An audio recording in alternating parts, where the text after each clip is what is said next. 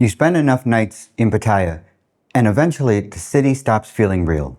The bars start to blur together, the girls blur together, the drinks hit slower, the mornings hit way harder, and after a while, even the chaos that used to make you feel alive starts to feel routine. But every now and then, you get a night that reminds you who the fuck you actually are. Not because it's classy, not because it's healthy, definitely not because it's a responsible night, but because for a few hours you stop thinking about everything that tried to break you. And this Friday started in the gym, ended blackout drunk on Walking Street. Somewhere in the middle involved a gentleman's club, a joint with 5 massage ladies, 2 soy sticks girls, and enough sangsum to tranquilize livestock. And Sirwan waiting at home to feed me and put my dumb ass to bed like the fucking king of degeneracy I am. And honestly, after the last few months, that might have been exactly what I needed. Because the truth is, when life punches you in the fucking dick, getting your groove back doesn't happen all at once. It happens one reckless Friday at a time. So, before we jump into this beautiful train wreck of my life, if you enjoy the real side of Thailand, the nightlife, the chaos, the recovery, the dark humor, and all the moments in between, support the channel through Patreon, membership, buy me a coffee, all that shit. Links down below. Because YouTube sure as hell doesn't love content like this. But I know you degenerates do. I'm Josh, and this is My Thai Life Chronicles. Now, let's get into it.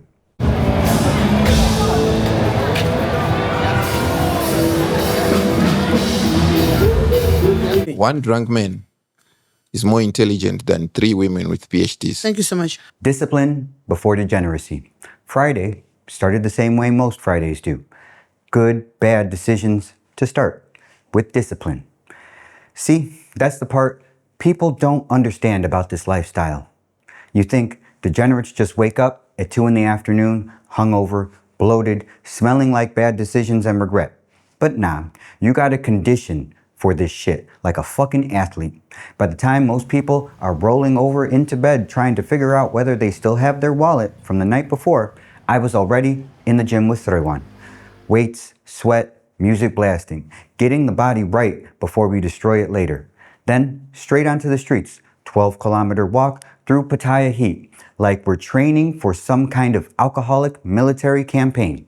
And honestly, I felt good, like real fucking good. For the first time in a while, my head felt clear again, body lighter, energy back, like maybe I wasn't just surviving anymore.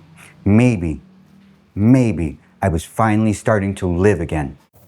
Now, before we continue this beautiful trend break of a Friday, let me tell you about today's sponsor, the Wing Girl Method, and their program, the F Formula. One thing I've learned after years of living in Thailand is that a lot of guys are looking for some magic pickup line that doesn't even exist. They think attraction is about money. They think it's about looks. They think it's about finding the perfect thing to say. But I've watched guys spend thousands of dollars chasing women while completely ignoring the basics. No eye contact, terrible body language, no confidence, no idea how to actually hold a conversation. Then they wonder why they never seem to connect with anybody. That's one reason I was interested in checking out the F Formula from the Wing Girl Method. Instead of teaching some cheesy pickup artist nonsense, the F Formula breaks down attraction, flirting, and communication down into actual skills you can work on. One thing that stood out to me was their idea of avoiding becoming either the pal or the perv. In other words, being so passive nothing ever happens, or being so aggressive that you immediately turn women off. And honestly, after years of watching guys in Pattaya, I've seen both mistakes more than a few times. Now, I've been talking to women for a long damn time, and even I found a few things inside of the F Formula that made me stop and think about some of my own damn experiences over the years. So, if you'd like to become more confident talking to women, better at flirting, and understand why some interactions seem effortless while others fall completely flat, check out the F Formula from the Wing Girl Method. And because The Wing Girl Method is sponsoring today's video. They're offering my viewers an unbeatable deal. Just click the first link in the description now. Grab your exclusive preview to the F formula completely free. Plus, if you decide to pick up the full program, you'll get an extra 50% off. If you're tired of failing at flirting and being stuck on the sidelines, stop wasting time. Take control of your dating life. Click the first link in the description below and get access right away. Thanks again to the Wing Girl Method for sponsoring today's video. Now, let's get back to the degeneracy. And Siriwan was right there with me through it all, getting her own workout in, taking care of herself, matching my energy. That's another thing people don't understand. Having a good woman around changes everything, especially after chaos, especially after grief. After life punches a hole through your chest and leaves you staring at the ceiling at 04 in the morning, wondering what the fuck happens next. By 1000 hours, we're back at the condo. And fellas, let me tell you something. There is something absolutely S-tier elite level about having a woman that won't even let you wash your own body. I'm standing there trying to shower, and this woman is basically treating me like a wounded royalty returning from war, scrubbing my back, laughing with me, kissing on me, making me feel like the degenerate king that I am yet again. By noon, she's in the kitchen, cooking me up some beef, eggs, and bacon, enough protein to resurrect a dead body, because she already knows what kind of night this is about to become. And honestly, there's something funny about that too. This sweet little Thai woman making me food so I'd have the energy to go out and terrorize Pattaya with my idiot friends for the next 10 hours. That's love right there, boys. Or enabling. Honestly, in this city, it's pretty hard to tell sometimes. For the next few hours, I stay locked in, working on videos, projects, editing, making sure the normal Friday uploads are ready before I go out into the chaos. Because one thing about me, the train wreck may be moving at full speed, but the content still gets uploaded on time. The boys arrive. By 1700, the peaceful part of the day officially is over, because that's when Tommy, Patrick, and Eddie show up. And every man watching this already knows what that means. The second the boys arrive at the condo, the IQ of the entire group drops by at least 40 points immediately. Now, suddenly everybody's loud, everybody's got great ideas, everybody's ready to destroy their liver like it personally insulted their fucking family. And you can already feel the energy changing, that dangerous little feeling in the air where you know tonight's about to go sideways. That the funny thing is, before we leave, Siruan already understands exactly what kind of mission this is. She gives me a goodbye kiss, and this woman literally makes sure I've got a pocket full of rubbers before I walk out the damn door. Just fully accepting the situation like, all right, go be stupid with your little degenerate friends. Honestly, that level of support is S-tier elite level. Some guys go home to arguments. Some go home to stress. Meanwhile, I'm getting emotionally supported into a tactical nightlife operations. That's why I keep telling you guys, peace at home changes everything, especially in Pattaya. Because if your home life is chaos too, the city will absolutely finish the damn job. But tonight wasn't about stress. Tonight was about getting outside again. And the second we hit the streets, you could already feel Pattaya waking up. Bikes flying past, music bleeding out into the road, girls outside the bars scanning every guy that walks by like a heat-seeking fucking missile. And us? 4 grown men moving through the city like a poorly supervised bachelor party. First stop, LK Metro, because if you're gonna start drinking early in Pattaya, you might as well do it somewhere where the alcohol is cheap and the bad decisions are conveniently located within walking distance. So, into Billabong. And this right here, this is where the night quietly starts becoming a problem. LK Metro warm-up. Now, Billabong isn't anything fancy.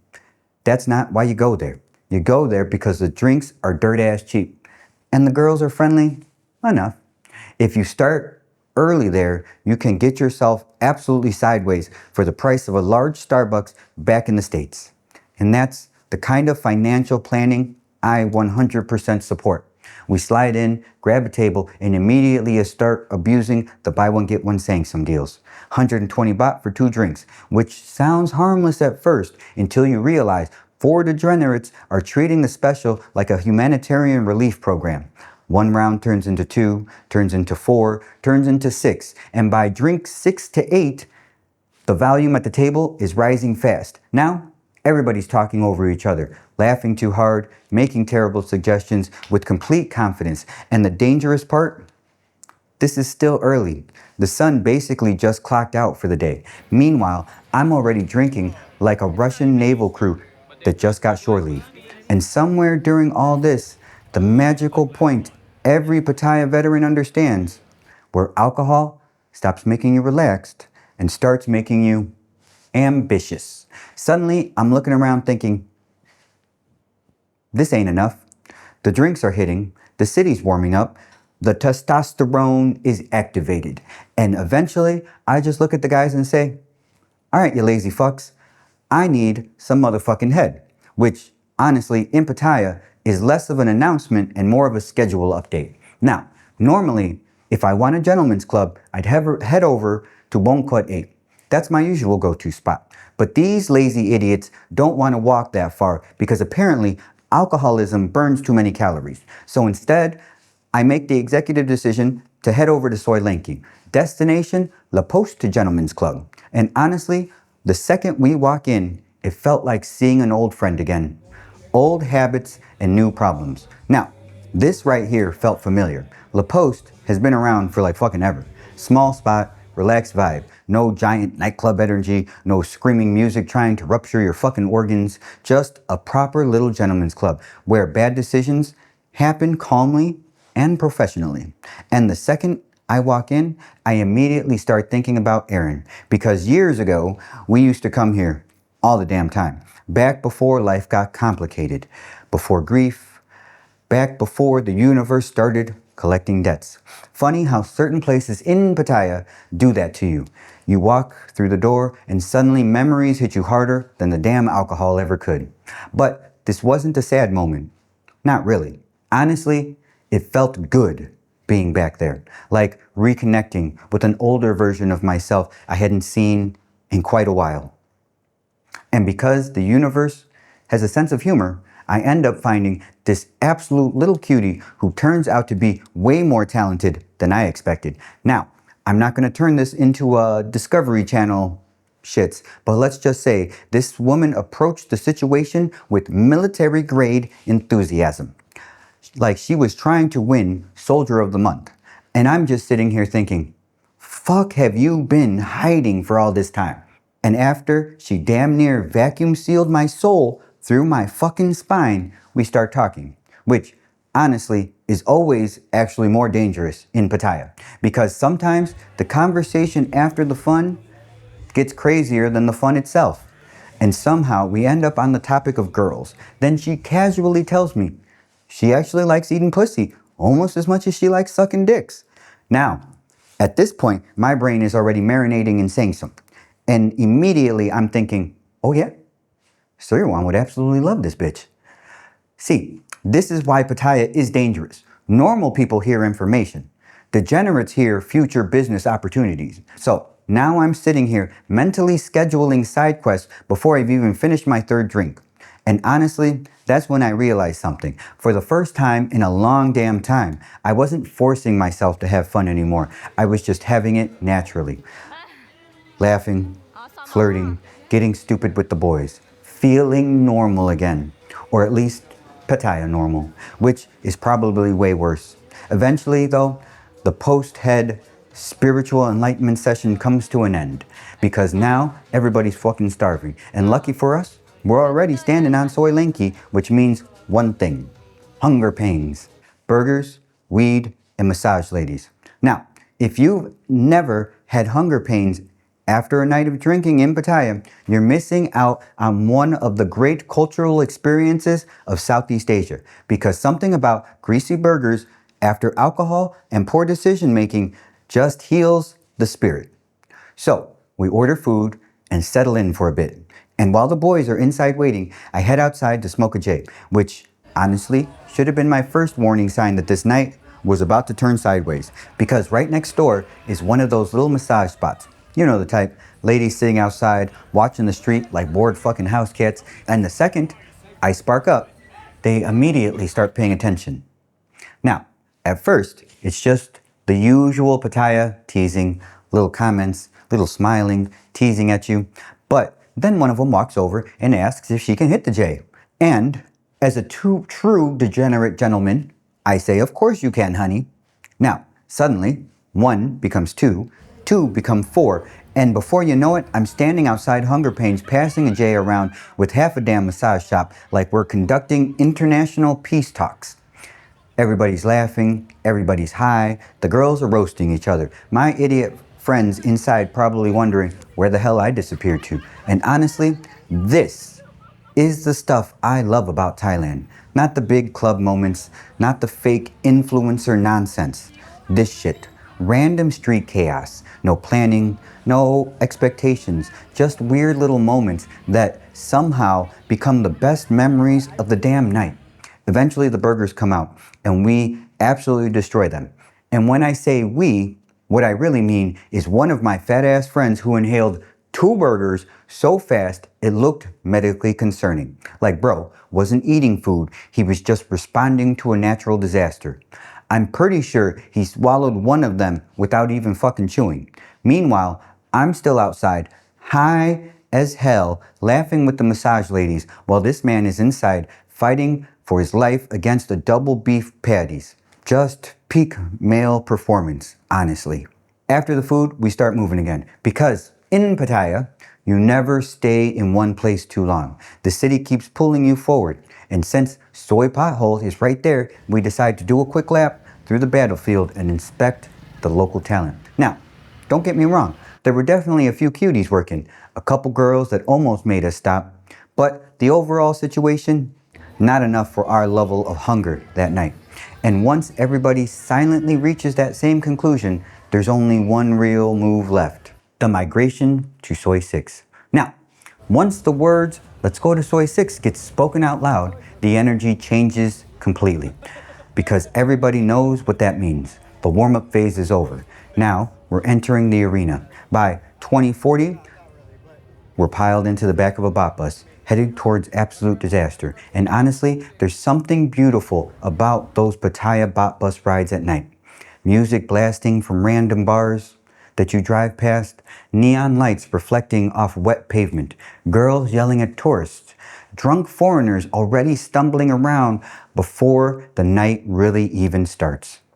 The whole city feels alive, and somehow during this ride, we almost get clipped by these 2 girls on a motorbike trying to squeeze past the bot bus. Cute little things too, young, smiling, full of bad intentions. Now, at this point, I'm drunk enough to think every interaction is fucking destiny. So, naturally, I start talking shit immediately, telling them to follow us, laughing, trying to recruit random women into the adventure, like we're assembling the adventures of poor decision making. And honestly, for a second, it looked like they might actually do it. But eventually, the light changes, they laugh, and take off, disappearing back into the Pattaya traffic forever. Which honestly is the city in a fucking nutshell. Little moments, little connections, people drifting in and out of your night for 30 seconds at a time, then gone.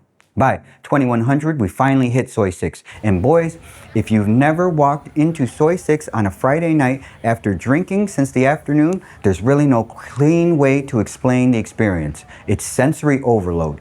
Music smashing into your skull from 20 different directions. Girls grabbing at your arms. Laughs and lights everywhere. Chaos. Madness. And the funny part is, you can't really travel Soy 6 as a large group. It just doesn't fucking work. The street separates men like nature intended. Everybody gets pulled in different directions almost fucking immediately. One guy disappears upstairs with the girl, another gets trapped at a bar buying drinks, and another suddenly thinks he's in love after a 7-minute conversation. That's the fucking ecosystem. And honestly, that's the damn point. Soy 6 isn't supposed to feel organized. It's supposed to feel like controlled collapse. Now me, I eventually find this light-skinned, tattooed cutie that immediately catches my attention. Exactly my type. Dangerous eyes, cute face, covered in fucking sexy ink. The kind of girl that looks like she'd either ruin your life or give you the best night of your damn vacation. And because I was already operating under the influence of at least a dozen sangsums, weed, burger, nostalgia, and male stupidity, I decided the answer was obvious. Why not smash? Soy 6 train wreck. Now, once I locked into this tattooed cutie, the rest of Soy 6 basically disappeared.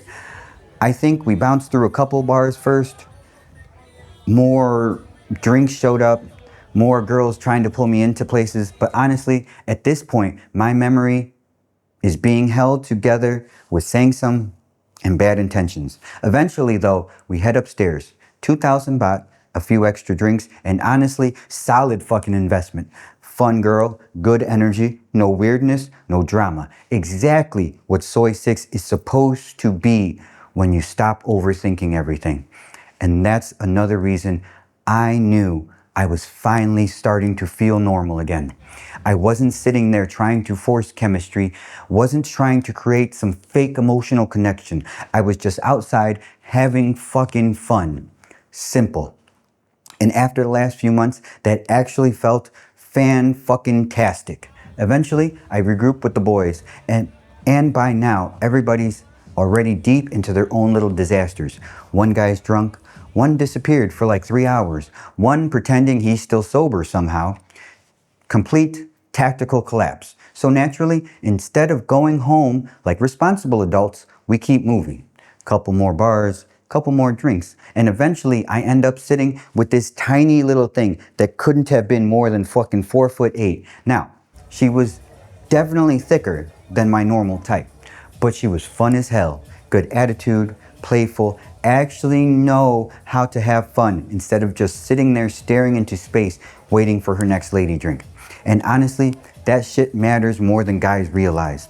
A fun 7 will absolutely beat a miserable 10 in Pattaya every damn time. So we sit there drinking, laughing, talking nonsense while the entire street around us keeps spiraling deeper into chaos. And by this point, we've officially reached that dangerous stage of the night where everybody thinks continuing sounds like a great fucking idea, which means there's only one stop left.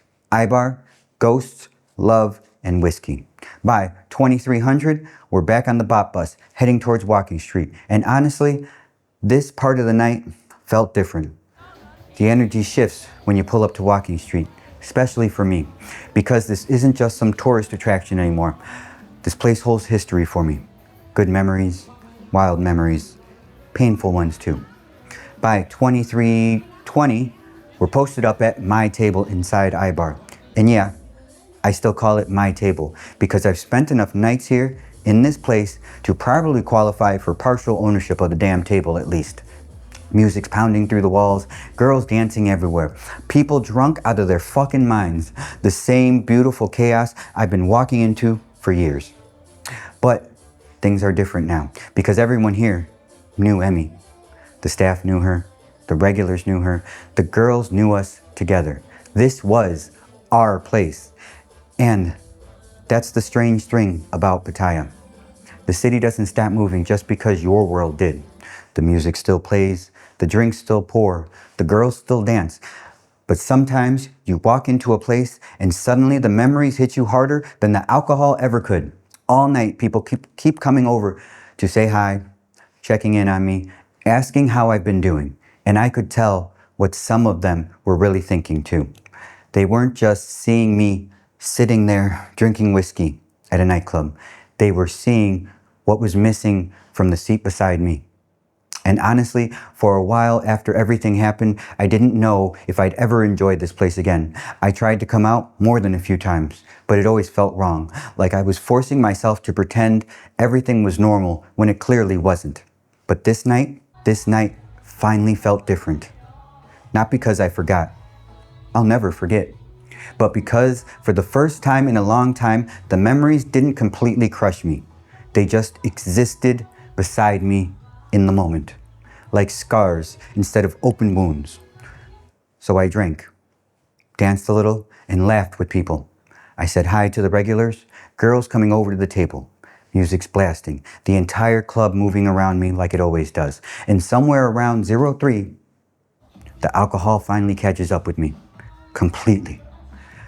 Now, remember, we started drinking back in LK when the damn sun was still up and awake. By this point, I'm absolutely destroyed, like the room is negotiating with fucking gravity levels of drunk. So, eventually, I hit a rare moment of self-awareness every degenerate experiences once in a damn blue moon. Yeah, it's probably time to go home before this turns into a real documentary. The ride home. So, around 03, I finally waved the white flag. No dramatic ending, no after party, no trying to force one more stop just because the city's still awake. So, I grab a grab and head home. And honestly, the ride back through Pattaya hit differently. The streets still alive, neon lights glowing through the windows. People still partying like the night would never end. Meanwhile, I'm sitting in the backseat, completely destroyed, but fucking smiling ear to ear, because for the first time in a long damn time, I actually felt alive again. Not fixed, not healed, but alive. And when I finally get back to the condo, there's Siriwan, waiting for me, still awake. This woman helps my drunk ass undress, takes me into the shower, handles that for me, makes sure I eat something, gets water into me, and puts me to bed like some little retired war hero that barely survived combat aberrations on Soy 6. And laying there, half drunk, half dead, staring at the ceiling, remembering, thinking something simple. Life can still be good, even after everything, even after grief, even after loss, even after the universe rips somebody you love right out of your arms and leaves you standing there trying to figure out who the hell you're supposed to be now. Maybe happiness doesn't come back all at once. Maybe it comes back in pieces. A good workout, a stupid night with the friends, random laughs, a packed nightclub, and a girl taking care of you when you get home. Little moments, little victories. And maybe that's enough for now, because I was once sitting on top of the world, and life kicked me all the way back down. But slowly, I'm climbing back up there again, one reckless Friday at a time. So, if you enjoyed this episode and want to support the chaos, the stories, and everything we're building here on My Thai Life Chronicles, check out the Patreon, channel memberships, Buy Me a Coffee, PayPal, Stripe, Cash App, all that shit. All the links below.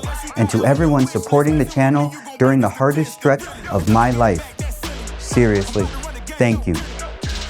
All right, degenerates, stay reckless, stay unapologetic, and stay tuned for more adventures in the land of smiles. Cheers, you degenerates.